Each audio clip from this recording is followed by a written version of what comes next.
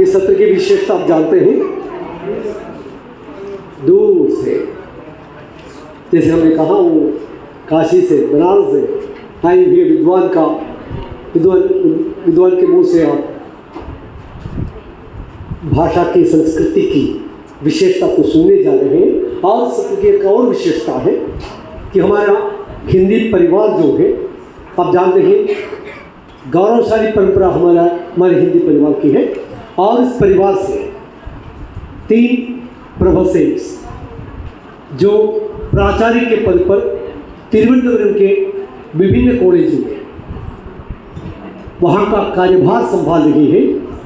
हम जानते हैं प्रिंसिपल का कितना गहरा कर्तव्य हो जाता है, फिर भी उसके बीच से हमारा आमंत्रण पाकर, हमारा निमंत्रण पाकर तीनों प्रोफेसर मंजू जी, प्रोफेसर शीला जी और प्रोफेसर सुमा जी, तीनों यहाँ पधारे हैं। मैं उनको साधुवाद देना चाहता हूँ, धन्यवाद देना चाहता हूँ, क्योंकि इतने व्यस्त शेड्यूल के बीच भी वे यहाँ पहुँचे और इन तीनों हमारे आशीष जी के साथ मंच का कार्यभार संभालेंगे। और इस सत्र का कार्य संभालने के लिए वरलक्ष्मी को मैं आमंत्रित करता हूँ।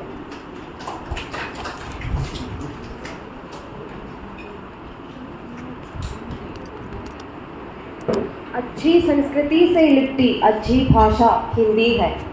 भारतीयों के जीवन की एक आशा हिंदी है। मानवता का पाठ पढ़ाए उसका नाम हिंदी है। जिस पर हमको बैठना है वह मुका हिंदी है। सभी धर्म को माने हरदम वह आप हिंदी है। जिसकी खुशबू चाहो दिशा में वह गुलाब हिंदी है। नमस्ते। यूनिवर्सिटी कॉलेज के हिंदी विभाग द्वारा आयोजित 3 दिवसीय राष्ट्रीय संगोष्ठी के इस सत्र पर आप सबका स्वागत। इस सत्र का विषय हिंदी कविता का सांस्कृतिक परिदृश्य है। सबसे पहले हिंदी कविताओं की 1960 तक के सांस्कृतिक परिदृश्य पर चर्चा होगी। उसके बाद 60 के बाद के कविताओं के बारे में चर्चा होगी। एक बार आप सबको स्वागत। सबसे पहले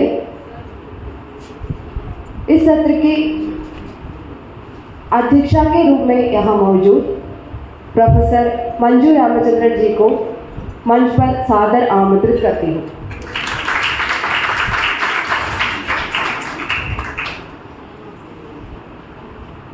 मुख्य वक्ता के रूप में यहाँ मौजूद आचार्य प्रोफेसर आशीष त्रिपाठी जी को सादर आमंत्रित करती हूँ।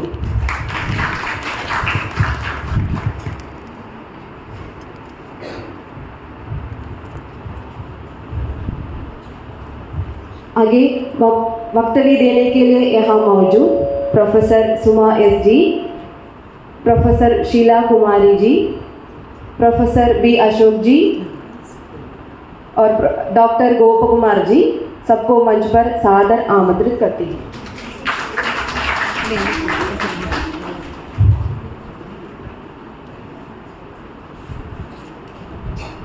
स्वागत भाषण देने के लिए हमारे विभाग की अध्यापिका डॉक्टर सुधा एस जी को आमंत्रित करती हूँ।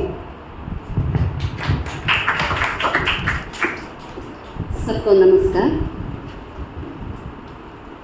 हिंदी साहित्य के सांस्कृतिक परिदृश्य विषय पर हमारे हिंदी विभाग के द्वारा आयोजित 3 दिवसीय राष्ट्रीय संगोष्ठी का दोबारा का सत्र हम शुरू होने वाला है और विषय है हिंदी कविता का सांस्कृतिक परिदृश्य। और कविता एक कलात्मक अभिव्यक्ति है। कलात्मक अभिव्यक्ति मानवीय, संस्कृति भी मानवीय है। इसी प्रकार हम देखते वक्त कविता का कार्य सांस्कृतिक है और कविता सांस्कृतिक कार्य ही है। और हमारे जो कविता से बहुत अधिक रुचि रखने वाले लोग, विद्युत जैन, बहुत सभी तो मेरा अनुभव है कि सभी तो कविता में अत्यधिक रुचि रखने वाले लोग ही है। सबसे पहले अध्यक्षा को स्वागत करना ही चाहिए, लेकिन मैं तो हमारे जो प्रमुख वक्ता मुख्य वक्ता आशीष जी का थोड़ा परिचय करना चाहती हूँ। आशीष जी का जन्म मध्य प्रदेश के एक गांव में हुआ और बीएससी के पश्चात हिंदी में एमए, एमफिल, पीएचडी। इन दिनों काशी हिंदू विश्वविद्यालय वाराणसी के हिंदी विभाग में प्रोफेसर। कम उम्र से ही कविता में रुचि। पहली कविता सन 1986 में प्रकाशित। 1994 से निरंतर कविताओं का प्रकाशन। पहला कविता संग्रह एक रंग ठहरा हुआ 2010 में प्रकाशित एवं लक्ष्मण प्रसाद मंडलोई स्मृति सम्मान से सम्मानित। कविता के साथ ही आलोचना के क्षेत्र में कार्य। पुस्तक समकालीन हिंदी रंगमंच और रंगभाषा प्रकाशित। भक्ति आंदोलन और तुलसीदास विषय पर एक पुस्तक। हिंदी नाटकों पर लोकरंग परंपराओं का प्रभाव विषय पर शोधपर कार्य प्रायः पूर्ण हुआ है। और इन दिनों रजा फेलोशिप के तहत हबीब तनवर की जीवनी लिखने के मैं तो समझती हूँ कि वो तो पूरा हो गए हैं। तो समकालीन कविता पर लगातार लेखन लिख रहा है और उसी प्रकार आलोचना के लिए 2016 में स्पंदन सम्मान से सम्मानित। प्रोफेसर नामवर सिंह के 19 पुस्तकों का संपादन भी उनके द्वारा हुआ है। और इनके साथ ही चंद्रकांत देवकाले के साक्षात्कार संग्रह मेरे साक्षात्कार, काशीनाथ सिंह के 2 कथा चयनों खरोंज व पायल, पुरोहित तथा अन्य कहानियाँ, स्वयं प्रकाश के कथा चयन, प्रतिनिधि कहानियाँ एवं आषाढ़ का एक दिन पुनर्मूल्यांकन का संवाद। इसी प्रकार 2-3 सुयोग्य व्यक्ति, जाने माने आलोचक, लेखक के वक्तव्य सुनने के लिए हम बहुत ही उत्सुकता के साथ अक्षम होकर हमारे बच्चे, हमारे छात्र छात्रागण और इसी प्रकार हमारे प्राध्यापकगण हम बैठे हुए हैं। सर, आपको विभाग की ओर से मैं तहे दिल से स्वागत करती हूँ। अब हमारे इस कार्यक्रम के अध्यक्षा प्रोफेसर मंजू जी हैं और मंजू जी के बारे में ज़्यादा कहने की ज़रूरत नहीं है, वह तो हमारे विभाग के अविभाज्य अंग ही है और मेरे साथ साथ चलने वाली संगी ही है हमेशा। और वह भी लेखिका है, कविता में रुचि रखने वाली है और कविता रचना भी करती है और गायिका भी है, लेखक भी है, लेखिका भी है। और साथ ही साथ मैं शीला जी का परिचय करना चाहती हूँ, क्योंकि शीला जी एक मशहूर लेखिका है और हिंदी और मलयालम दोनों भाषाओं को उनकी रचनाओं से पुष्पांजलि, कुसुमांजलि, ताना जैसे 6-7 कृतियों के द्वारा हिंदी भाषा और मलयालम भाषा को बहुत समृद्ध किया है उनकी रचनाओं के द्वारा। और मध्य प्रदेश राज्य सरकार और उसी प्रकार पंजाब, राजस्थान जैसे उत्तर भारत के अधिकांश राज्य सरकारों के द्वारा पुरस्कृत भी किया गया है। और वे भी गायिका है और गीतकार है। देखते देखते समय हम वार्तालाप करते करते वे तो गीत पूरा करते हैं, संगीत भी देते हैं और आलापन भी करती है। इसी प्रकार निमिष कवि हम जैसे करते हैं और उसके जो व्यक्तिगत और साहित्यिक व्यक्तित्व का विकास मैं तो बहुत निकट ही होकर पाया है मैंने। और उनके बारे में कहने के लिए बहुत अधिक है। एक हमारे जो संगरी के बारे में, सखी के बारे में इतना अधिक कहना हम अवसरोचित नहीं होते और इसलिए मैं तो हम समाप्त करना चाहती हूँ। मैं इन दोनों को एक साथ मिलकर स्वागत करना चाहती हूँ, क्योंकि हमेशा साथ साथ ही है, हमेशा साथ और हम भी और इसीलिए दोनों को मिलकर और दूर हो या पास, फ़ोन करे या न करे, मेरी दोस्ती इन दोनों के साथ, मेरी दोस्ती शीला से होकर 1990 से होकर दोस्ती चल रही है और मंजू जी से होकर भी 15-18 साल हो गए हैं ये दोस्ती। और इन दोनों में फ़ोन करे या न करे, दूर हो या पास, मेरे लिए दोस्ती पीने के पानी जैसी है। मैं और कुछ करना नहीं चाहती और दोनों को विभाग की ओर से मैं स्वागत करती हूँ। अब सुमा जी के बारे में कहने पर एक प्राउड वाकमी है और उसी प्रकार कुशल प्रशासक और उसी प्रकार आदर्श अध्यापिका मेरा अनुभव है। और किसी भी करिकुलम के बारे में और उसे पाठ्यक्रम के बारे में, पाठ्य पुस्तक के बारे में हम प्राध्यापकों के बीच कोई शंका होने पर सब तो कहते हैं सुमाजी से पूछ लीजिए। अंतिम शब्द सुमाजी का है। उतनी सतर्कता से, उतनी ईमानदारी से, उतनी निपुणता से वे तो अपना उत्तरदायित्व निभा रही है। और मलिंग कॉलेज में आपके प्रशासक के पद पर उसी प्रकार शीला जी का भी अंश है। और इधर उधर रास्ते पर किसी नॉन टीचिंग स्टाफ या टीचिंग स्टाफ को देखते ही मैं इनके बारे में पूछती थी और उस समय इनकी ख्याति तो केरल भर में व्याप्त हो रही है प्रशासक के तौर पर। ये तीनों तो कुशल प्रशासक भी हैं और इन कॉलेजों का विकास इनके द्वारा हाथों से हो रहा है। और तो मैं गर्व के साथ हिंदी क्षेत्र से होकर ये तीनों प्राध्यापिकाएँ प्राचार्य के पद पर विराजित है। मेरे लिए और पर्सनली व्यक्तिगत रूप से बहुत गर्व की बात है। इसी प्रकार हमारे हिंदी क्षेत्र के और इसी प्रकार हमारे हिंदी विभाग की ओर से कोई भी विधा हो, कोई भी विमर्श हो, सुमा जी के हाथ में सुरक्षित है। सुमा जी उतना अधिक प्राउड बात भी है और कविता के क्षेत्र में भी बहुत रुचि रखने वाली है। और सुमा जी को हिंदी विभाग की ओर से मैं स्वागत करती हूँ। और गोपा कुमार जी, उनका परिचय भी मेरे मुलाकात तो 2011 और 2014 फ्रेशर कोर्स में हुआ था। और उस समय गोपा जी की एक विशेषता है कि कबीरदास, तुलसीदास और निराला जी की जो पंक्तियाँ तो मलयालम में ट्रांसलेट करके बहुत ताड़ा ले के साथ इसी चंद में है ना, वही शौक अब भी है या नहीं मुझे मालूम नहीं, फिर भी वो तो वही अच्छा एक शौक है। और वही ताड़ा ले के साथ, वही छंद के साथ उनका आलापन तो व्यक्त करते। मैं तो समझती हूँ कि वो तो कविता में बहुत अत्यधिक रुचि रखने वाले व्यक्ति है गोपा कुमार जी। चवरा कॉलेज के प्रोफेसर, असिस्टेंट प्रोफेसर हैं। उनको भी काफ़ी भी एसोसिएट हो गए हैं और उनको भी विभाग की ओर से मैं सहर्ष स्वागत करती हूँ। और अशोक जी हमारे विभाग अध्यक्ष, केवल औपचारिकता के लिए उनको स्वागत करती हूँ। देखिए, ये संगोष्ठी का साकार रूप प्राप्त हो रहा है अशोक जी के जो इच्छा शक्ति के द्वारा। अशोक जी के कठिन प्रयत्न से ही संगोष्ठी अपना सफल रूप प्राप्त हो रही है, इसमें कोई संदेह नहीं। और अशोक जी के बारे में कहने पर अशोक जी की कालावधि, उसमें उनकी जो ईमानदारी, आत्मीयता वो तो इस विभाग की ओर से, यूनिवर्सिटी कॉलेज के हिंदी विभाग की ओर से अशोक जी की जो आत्मीयता है, उनके जो स्नेह है, प्यार है, और तो मैं इतना कहना चाहती हूँ कि अशोक जी की कालावधि, अशोक जी के कालावधि में हम पढ़ने वाले छात्रों का सौभाग्य है, इतना मैं कहना। अशोक जी भी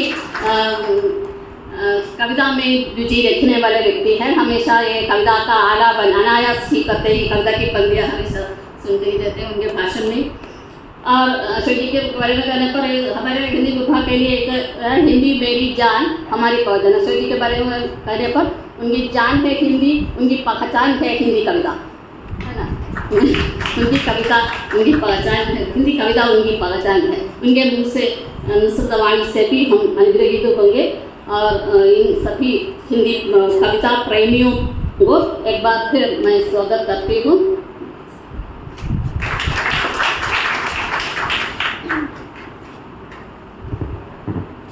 अध्यक्ष भाषण के लिए प्रोफेसर डॉक्टर मंजू रामचंद्रन जी को सादर आमंत्रित करती हूँ।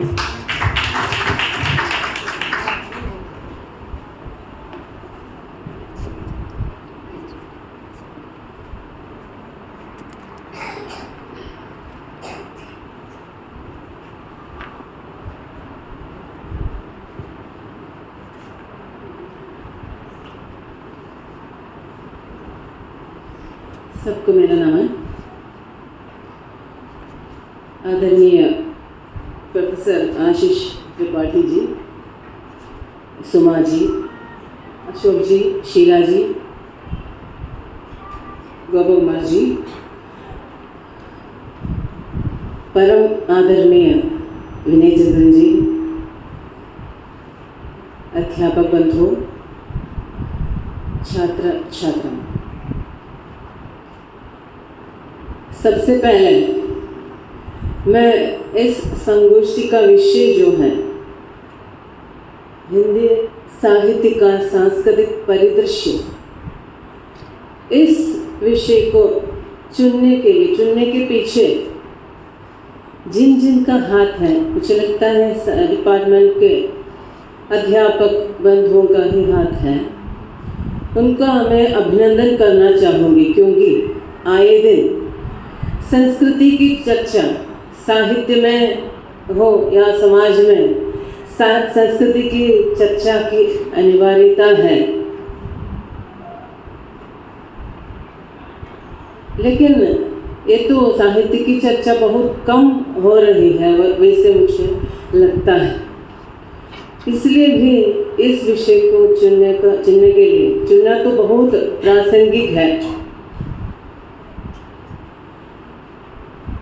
साहित्य, भाषा और संस्कृति, ये तीनों का संबंध अटूट है।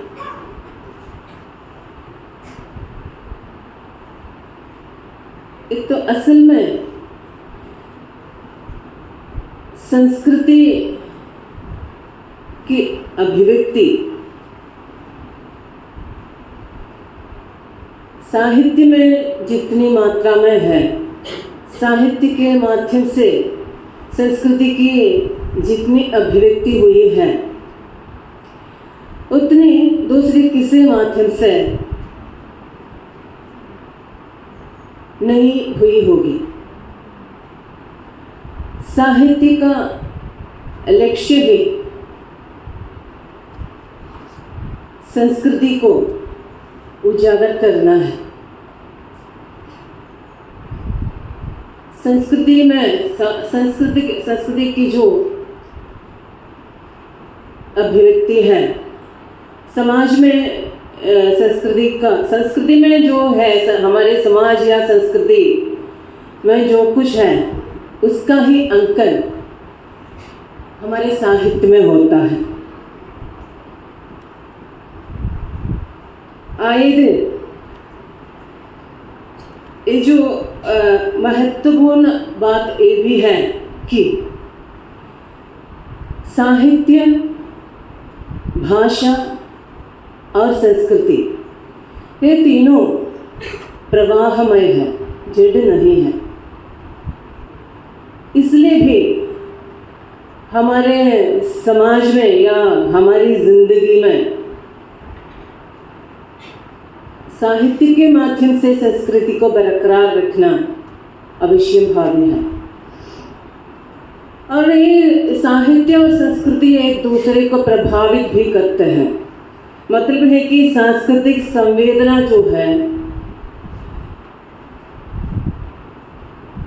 ये तो साहित्य का स्रोत है और साहित्य का परिणाम भी है। मेरा मतलब है कि ये साहित्यिक संवेदना ही,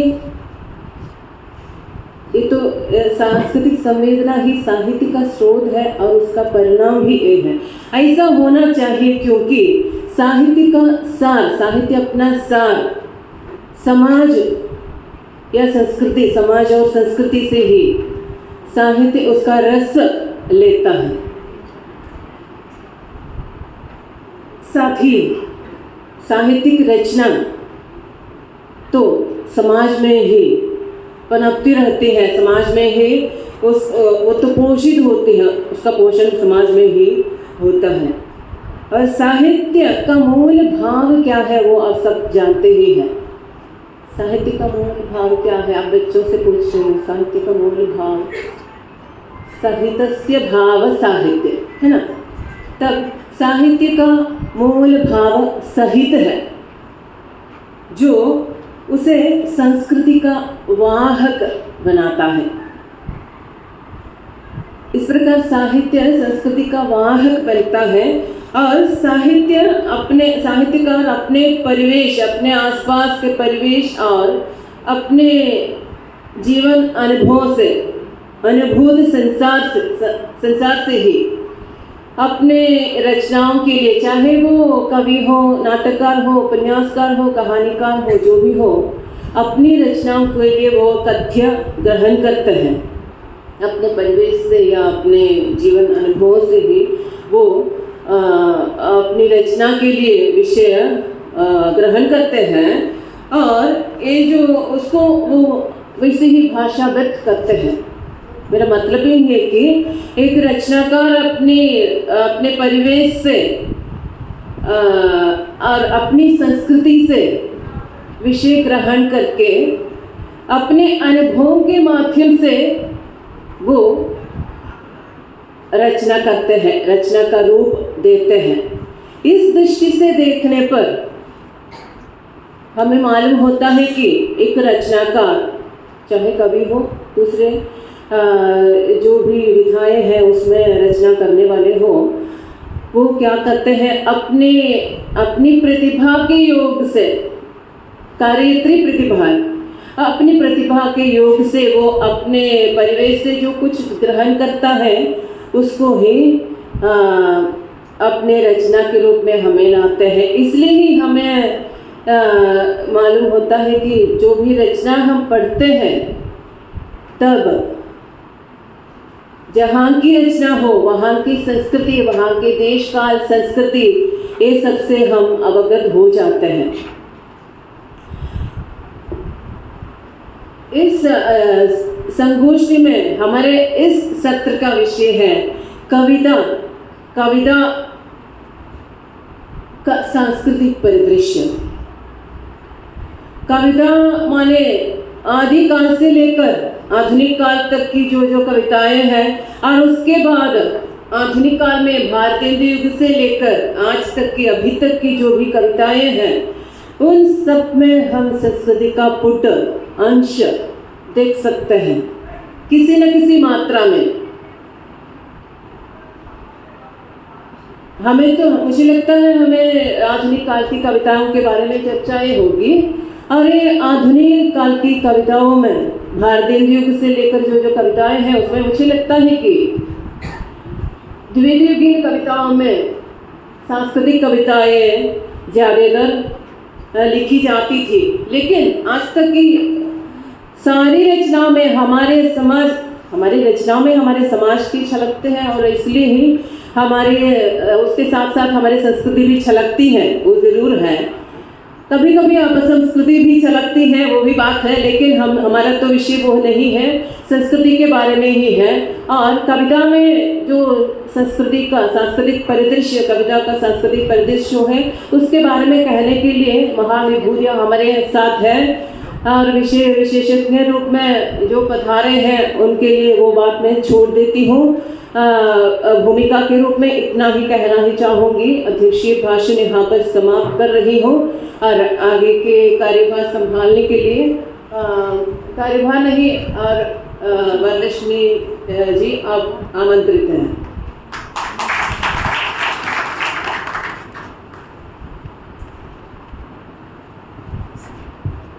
वक्तव्य देने के लिए प्रोफेसर आशीष त्रिपाठी जी को सादर आमंत्रित करते हैं।